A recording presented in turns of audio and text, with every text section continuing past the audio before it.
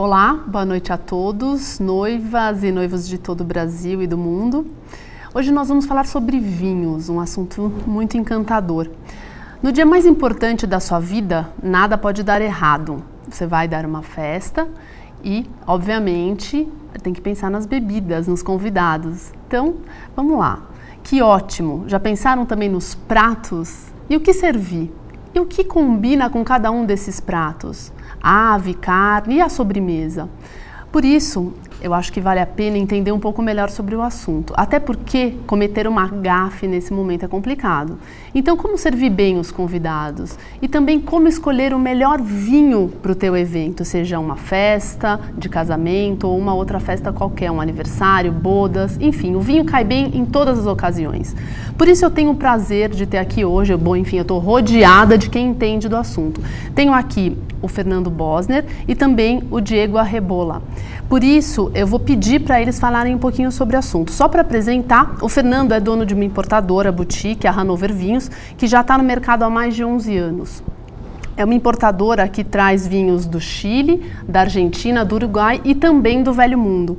E também o prazer enorme de ter um grande apreciador de vinhos, o Diego. O Diego ele também tem um blog, profissãosommelier.com.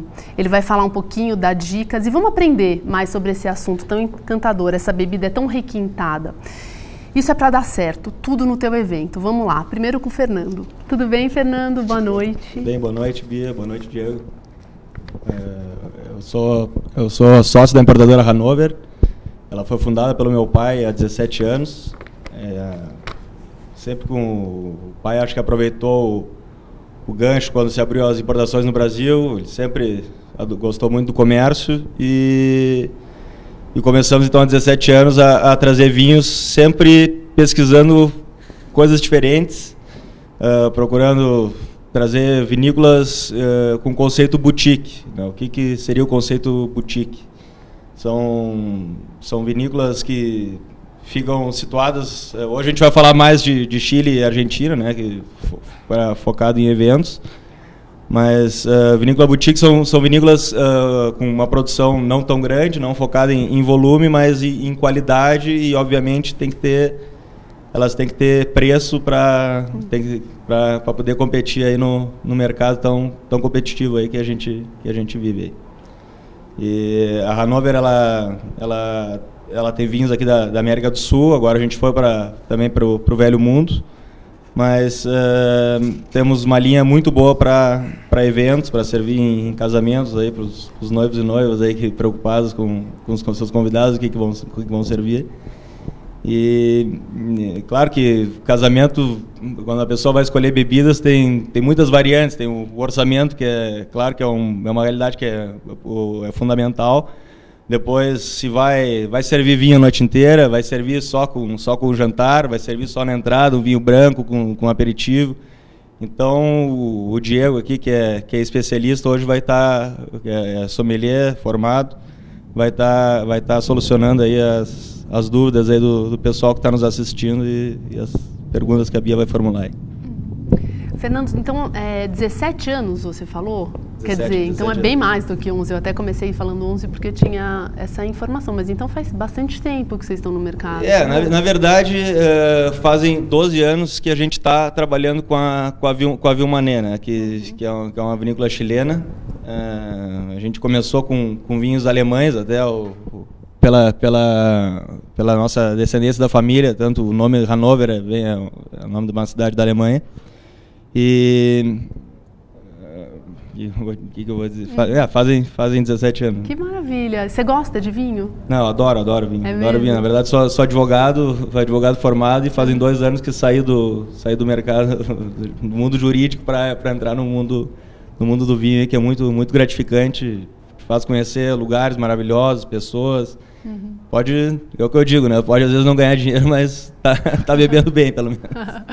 Que gostoso, bela escolha, hein? Acabou indo por um caminho maravilhoso. Me fala uma coisa, Fernando, você acha que o consumo do Brasil tem aumentado bastante e em comparação à Argentina, assim, né? Quer dizer, o brasileiro já se consome tanto vinho quanto um argentino ou ainda não? Essa cultura está ainda crescente aqui? Não, ainda não. Na verdade, desde que abriram as importações, está crescendo muito a procura por vinho, né? O pessoal está procurando cada vez mais vinho de qualidade, também pela melhora do poder aquisitivo da maioria da população, mas se for contar um Brasil de maneira geral, a gente ainda não tem, talvez em comparação com os nossos vizinhos irmãos, aí eles têm bem mais tradição, assim, acho que não tenho certeza, mas os dados são que a Argentina hoje consome 30 litros per capita ano de vinho, enquanto o brasileiro está recém-engatinhando com 2. Claro que tem regiões que puxam esse consumo para cima e regiões que puxam para baixo, mas o ideal é a gente cada vez mais a gente sente, está no mercado, a gente sente que a procura está crescente, graças a Deus. Que bom. Ainda bem, né? É uma delícia, tem mais é que consumir. Diego, se você quiser complementar. Precisavam ter o consolo de ser melhores do que a gente, alguma coisa, nem que fosse no vinho.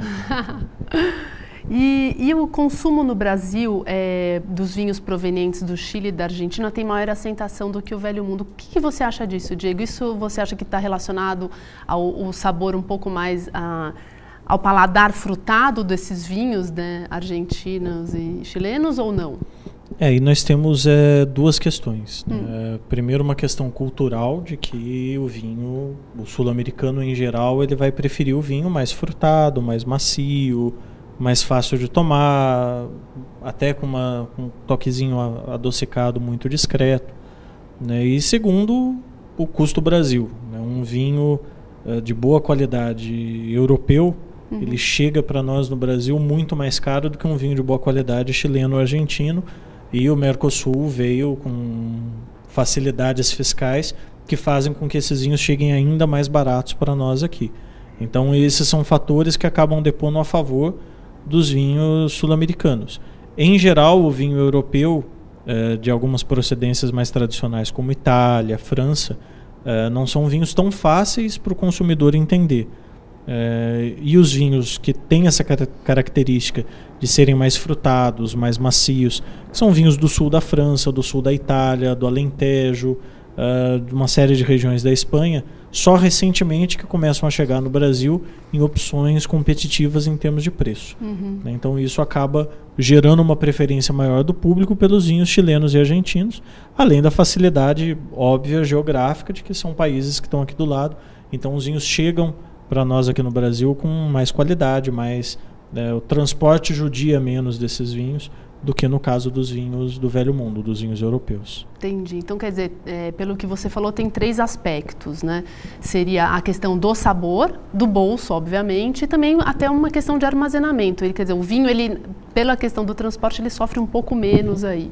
Hoje, isso influencia menos, porque os importadores estão mais preocupados com isso, trazem os vinhos da Europa, como a Hannover faz, em container refrigerado, traz o underdeck, que chama que o container tem que vir na parte de baixo do navio para submeter o mínimo possível às intempéries do transporte da Europa para cá. Os grandes vinhos que vão chegar aqui custando 8, 10, 15 mil reais a garrafa, vêm por via aérea. Então existe uma preocupação maior dos importadores com isso. Então isso já não influencia tanto, mas num passado não tão distante, influenciava. O vinho europeu que chegava aqui nos anos 80, além de ser caro, era um produto de média para baixa qualidade e que sofria muito com o transporte. Tá, entendi. Bom, tá dando vontade de tomar vinho, né? Então, antes eu queria apresentar um pouco as vinícolas, né? Quer dizer, a gente tem aqui uma demonstração através dessas garrafas da Serreira, que é uma vinícola argentina, e também da Vilmanen, que é chilena. E assim, você podia mostrar para a gente, apontando, eu vou falar um pouquinho de cada um, Diego, qual que seria aí o vinho Vilmanen clássico Cabernet Sauvignon? Qual das garrafas? Esse aqui é o clássico Cabernet Sauvignon, o reserva, na verdade, né, Cabernet Sauvignon. O clássico nós temos aqui o Carmené. Certo. O clássico Carmené, reserva Cabernet, secreto Syrah, e daí nós chegamos em Argentina e Uruguai. Bom, eu ouvi algumas coisas a respeito dessas uvas. Eu vou falar um pouquinho sobre o que eu ouvi, aí eu queria que você complementasse com seus comentários. Eu ouvi dizer que Cabernet Sauvignon seria a rainha das uvas. Ouvi também dizer que Carmener é uma uva que ganhou muita notoriedade no Chile. Depois eu queria que você desenvolvesse um pouco a ideia. E que Syrah se destaca como uma das grandes uvas, né, que chegaram aqui aos nossos dias. E é notável a qualidade dos vinhos que se faz com essa uva e que, na verdade, ela tem aí um destaque no sul da França, mas também no Chile. Fala um pouquinho para a gente sobre isso. A Cabernet Sauvignon, essa alcunha de rainha das uvas, é porque ela é uma uva tinta de muito fácil adaptabilidade. Se você em casa plantar Cabernet Sauvignon no seu quintal, vai produzir, vai funcionar. Então, opa, vou fazer uma hortinha amanhã. Pois é. Em geral, todos os países do mundo que produzem vinho produzem Cabernet Sauvignon. É uma uva que se adapta com muita facilidade, como no caso das brancas é a Chardonnay. É uma das uvas mais plantadas do mundo, então isso traz para ela essa alcunha. Alguns dos vinhos mais caros do mundo têm uma predominância de Cabernet Sauvignon, principalmente os grandes Bordeaux, os vinhos boutique dos Estados Unidos, porém não são os mais caros. Os vinhos mais caros do mundo são Pinot Noir, né, como nós temos o Romanée Conti na Borgonha, e Merlot, né, o Petrus de Bordeaux. Então, por isso essa questão da rainha das uvas, porque é a mais plantada. No caso do Chile, em especial, foi a primeira uva tinta a se destacar, e até hoje se destaca, em grandes vinhos, porém hoje ela já não atua mais solo, né? Já existem outras uvas que começam a se destacar, como a Syrah, por exemplo. Uma série de vinícolas chilenas já produzem Syrahs de alta gama. A Villemanet, ela ainda está com um Syrah intermediário, logo acima do Secreto, que é na linha Single Vineyard, de muito boa qualidade, né? E outras vinícolas já têm Syrahs topo de gama no seu portfólio. Outras uvas, como a Malbec, por exemplo, que é a uva ícone argentina, hoje dá bons resultados no Chile. A Villemanet é uma especialista em Malbec. Né? O vinho principal da Villemanet, o Villemanet, é um Malbec quase que 100%. E a Carmener também começa a despontar como uma uva de referência no Chile. A Carmener, ela é uma uva de origem francesa, da região de Bordeaux. No final do século XIX, houve uma praga que praticamente dizimou os vinhedos europeus e a Carmener foi eliminada por essa praga. No Chile, mudas que haviam sido trazidas antes de que essa praga atingisse a Europa não foram atingidas. Aliás, essa praga que se chamou filoxera até hoje não chegou no Chile ainda, por questões geográficas e composição do solo, enfim, uma série de fatores. Essa uva ela era plantada no Chile junto com a Merlot, por uma falha na recepção dessas uvas, dessas mudas, quando elas chegaram no século XIX. E se percebia que o Merlot chileno era muito estranho, era muito ruim, porque a Merlot ela é uma das primeiras uvas a amadurecer, então ela amadurece muito cedo, e a Carmener é uma das últimas. Então, quando se colhia a Merlot junto com o Carmener, o vinho sempre parecia estar verde, tinha notas vegetais, verdes, em função dessa Carmener que ainda não estava madura. No começo dos anos 90, um enólogo francês, desenvolvendo um trabalho no Chile, percebeu que aquela uva era diferente, né? O que ele disse, olha, eu não sei o que é, mas eu sei que não é Merlot. Então foram feitas uma série de análises e pesquisas e se descobriu que era a Carmener. Em 1994, se não me falha a memória, uma vinícola engarrafou o primeiro vinho 100% Carmener do Chile, ainda sem usar o nome Carmener no rótulo, né? Usando o nome Grand Vidu, que é um dos outros nomes da Carmener. E a partir de então os chilenos começaram a trabalhar melhor essa uva. Como era uma coisa que até aquele momento só havia no Chile, ela se tornou a uva emblemática do Chile. Como está a Malbec para os argentinos, está a Carmener para os chilenos. E hoje já começam a surgir, depois de quase 20 anos trabalhando com essa uva, os enólogos começaram a achar o ajuste fino dela e começam a surgir vinhos topo de gama feitos com essa uva. A Villemanet em especial, ela produz um Carmener topo de gama que se chama El Incidente. Né? E outras vinícolas também já têm Carmeners topo de gama nos seus portfólios. Só abrir um parênteses, puxando o gancho da Villemanet. A Villemanet, ela hoje é uma das únicas vinícolas chilenas a produzir Malbec. Se não me engano, como vinho ícone, acho que ela é a única que tem um Malbec, diferentemente de Carmener ou Cabernet Sauvignon na composição. E quando o pai começou a trabalhar com eles há 12 anos atrás, ele trouxe para o Brasil, ninguém conhecia a marca ainda, e todo mundo dizia para ele, cara, tu erraste o lado da cordilheira, mas o Beck é do outro lado. Não dá. Que boa história, né? Aproveitando que você está falando um pouquinho, Fernando, eu vou pedir para a produção liberar um vídeo, e eu queria que você falasse um pouquinho. Na verdade, é um vídeo sobre a Vilmanei, né? Quer dizer, imagens tiradas da vinícola diretamente. Você pode falar um pouquinho para a gente em off, tá? Conforme as imagens forem passando. Pode. Bom, a Vilmanei, ela está hoje na terceira geração. O sobrenome, lá no Chile, na verdade, o sobrenome do pai vem antes que o sobrenome da mãe. Então, ela começou como Bodegas Vil, em 1935, uma família catalã, que foi por imigrantes catalães que chegaram no Chile, e começaram a produzir vinho, e depois, cada vez mais focando na qualidade. Hoje ela por 3 anos consecutivos foi a vinícola chilena mais premiada nos concursos internacionais.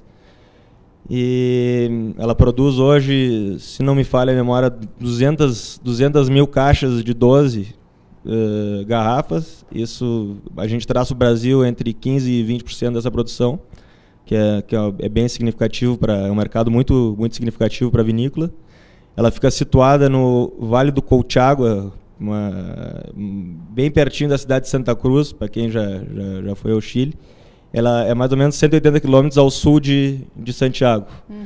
E Colchagua, ela tem um clima quente, né, e o que favorece muito a produção de Syrah, que é uma uva que se adapta facilmente a climas quentes, tanto a Cabernet Sauvignon também, que se adapta em clima quente, clima frio, quintal de casa.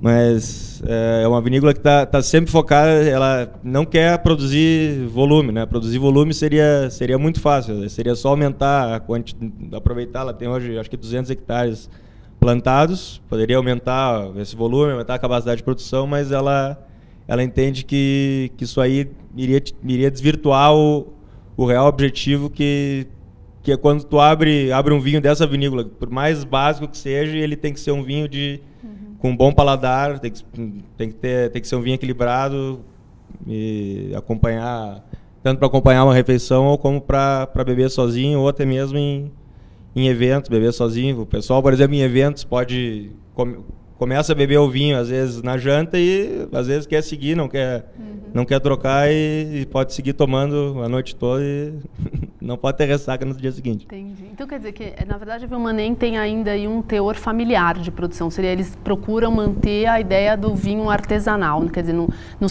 eles não estão interessados na grande escala. É melhor se ter qualidade, manter essa qualidade que você tanto falou, do que ter a larga escala, né? Não, exatamente. Ah, interessante. Bom, vamos para o break, a gente vai ter um intervalinho e a gente já volta.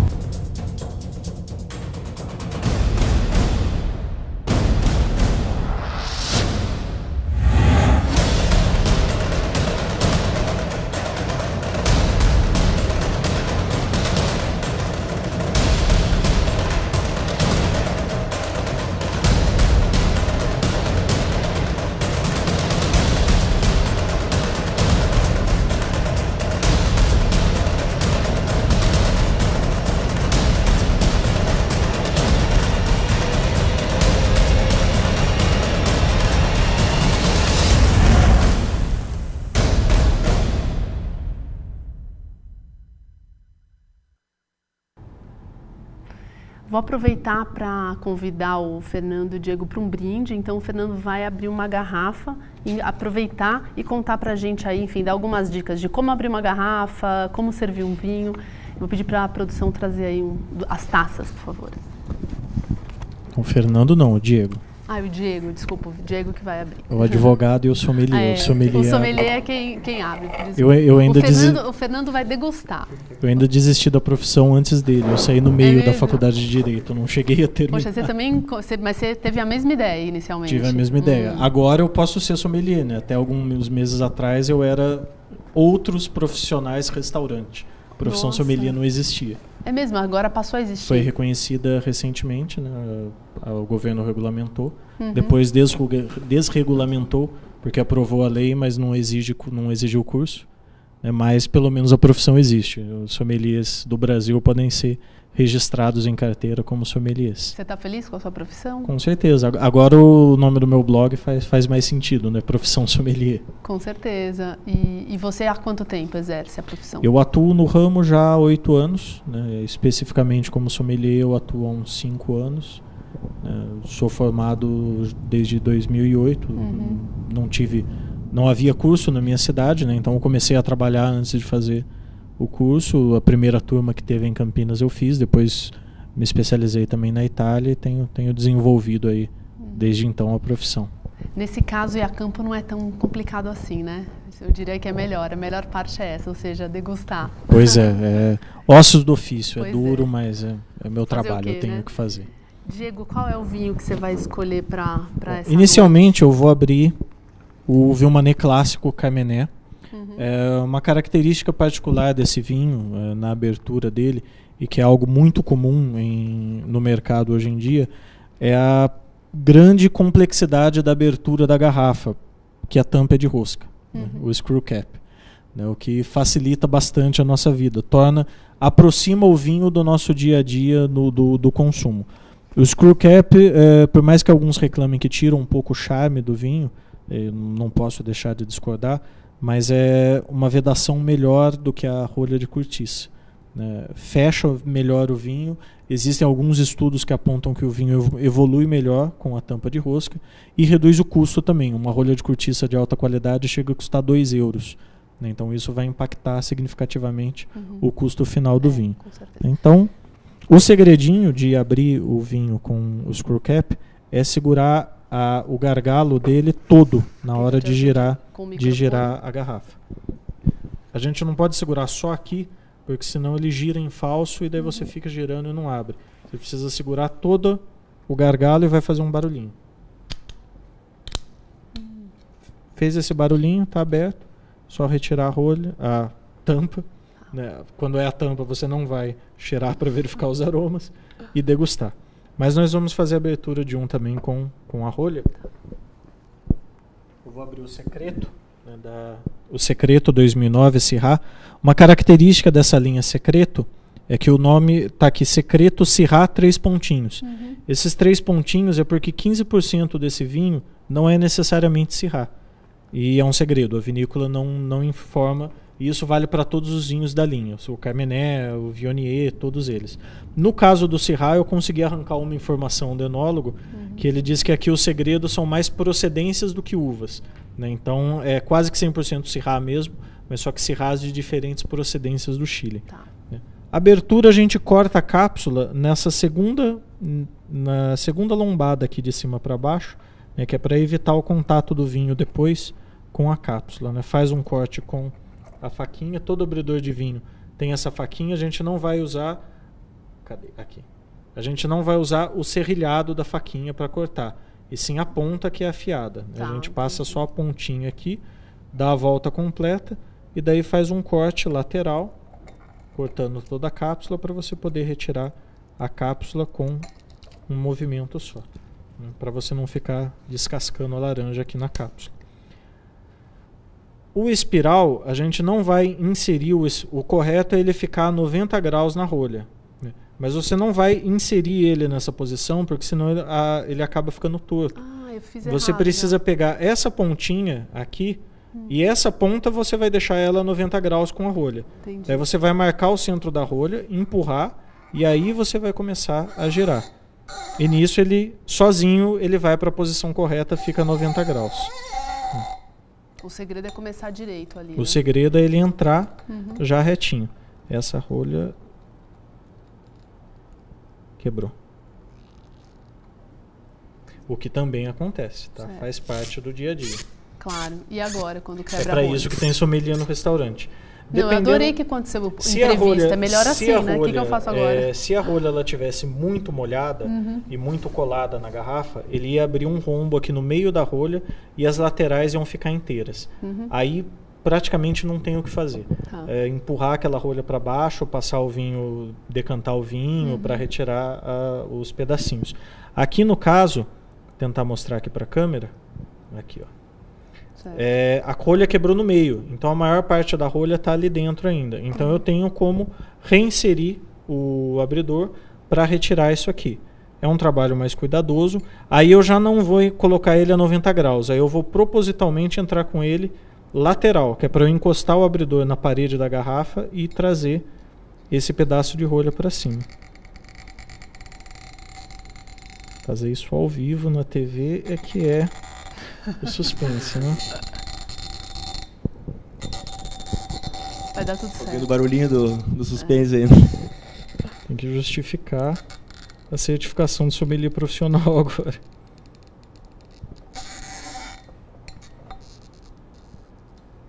Isso é normal acontecer, tá, gente? A rolha, às vezes acontece dela ficar um pouco mais ressecada e aí conseguimos retirar. Gostei do equilíbrio e da tranquilidade para solucionar um problema. Vou seguir em casa, pode ter certeza. Lição número 1. Felizmente não caiu nenhum pedacinho no vinho que era o mais complicado. Quando você for servir um vinho na sua casa para os seus convidados, é sempre recomendável, obviamente, você provar o vinho antes de servir para verificar se o vinho não está com nenhum problema, se o vinho está em boas condições.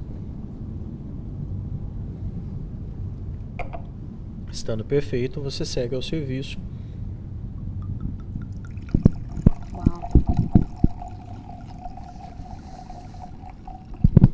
Sempre procurando não encher demais as taças, né? O correto é você ir até a parte mais larga da taça, né, dessas taças bojudas, que é o que vai dar vai permitir que você gire adequadamente o vinho para que o vinho possa respirar e você e os seus convidados possam aproveitar ao máximo dos aromas e sabores que o vinho tem para oferecer. Tá, uma pergunta básica assim, por exemplo, você acabou de servir o vinho nas taças, é bom esperar um pouquinho para tomar logo em seguida? Sempre tem essa dúvida. Depende do vinho. Tem vinho que ele está em plenas condições de ser tomado assim que você abre ele, e tem vinho que precisa respirar, ele precisa ficar um tempo na taça antes de você consumi-lo. Tá. Nesse caso? Esse vinho em especial, é bom ele respirar um pouco porque ele é um vinho mais encorpado. Tá. Ele é um vinho que tem um teor alcoólico que não é exagerado, mas é significativo, é importante. Então é bom ele respirar um pouco para ele poder mostrar melhor os seus aromas. É um vinho jovem ainda, 2009. Syrah, em geral, vai produzir vinhos de médio para encorpados, né? Então o ideal é ele respirar um pouco. Tá. Né? Se você tiver em casa um decanter, você pode passar o vinho para um decanter para acelerar esse processo. Esse vinho é um vinho interessante para a gente usar num casamento? O que você acha? Ele vai bem com o quê? O Secreto, em especial, ele é um vinho um pouco mais complexo, né? A Syrah, ela tem muita especiaria no aroma. Então isso depende muito de quem você vai convidar para o seu casamento. Casamento tem uma particularidade que é um público eclético, né? Tem os seus amigos da sua confraria que gostam de bons vinhos como você. Tem os amigos do noivo e da noiva que são jovens e que preferem uma cerveja, uma caipirinha. E tem a sua tia Gertrudes que quer um vinho docinho como ela está acostumada a tomar só no Natal, que é quando ela toma meia tacinha. Então é um público eclético, você precisa atender a todo o público. Aí você tem duas opções. Você pode optar por um vinho de meio termo, né? O que seria isso? Um vinho reserva ou um vinho mais jovem, que seja um vinho com boa fruta, macio, fácil de tomar, para agradar aqueles que preferem o vinho mais simples, mas que tem uma complexidade na parte aromática e no sabor para agradar os paladares mais experimentados. Aí eu iria mais para a linha reserva da Villemanet. Ou então você pode ter as duas opções de vinho. Você pode ter um vinho mais frutado, mais delicado para atender esse público, e ter um vinho mais complexo, como o Secreto, para atender aqueles que gostam de um vinho com mais complexidade, com mais informação. E aí, obviamente, você precisa ter uma equipe de garçons bem treinada para saber diferenciar o produto e oferecer ele para o convidado. Tá certo. Bom, vamos fazer um brinde. Saúde. Saúde.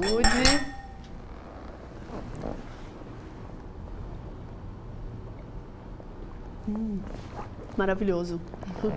Delicioso. O vinho sempre é bom. Sempre bem-vindo, né? Bom, infelizmente o nosso tempo acabou. Eu acho que tinha muita coisa para a gente falar. 1000 perguntas aqui chegaram. Eu vou mandar essas perguntas depois para vocês. E eu gostaria de dizer que deixar aqui um depoimento contando que eu gosto muito da Hannover, conheço os vinhos da Hannover, eu indico os vinhos para o teu evento. A Hannover tem trazido já há algum tempo, conforme o Fernando comentou com a gente, os vinhos do Chile, da Argentina e também do Uruguai, agora do Velho Mundo. Para o teu evento, eu considero super importante vocês entrarem no site da Hannover, www.hannovervinhos.com.br. Lá vocês vão encontrar toda a gama de produtos e com certeza através também de um e-mail que é eventos.sp@hannovervinhos.com.br. Você pode encomendar o vinho para o seu casamento ou para o teu evento. Então, eu deixo aqui um abraço, foi um prazer enorme estar com vocês. Obrigada, Fernando e Diego. Obrigado. Obrigado pelo convite. Boa noite.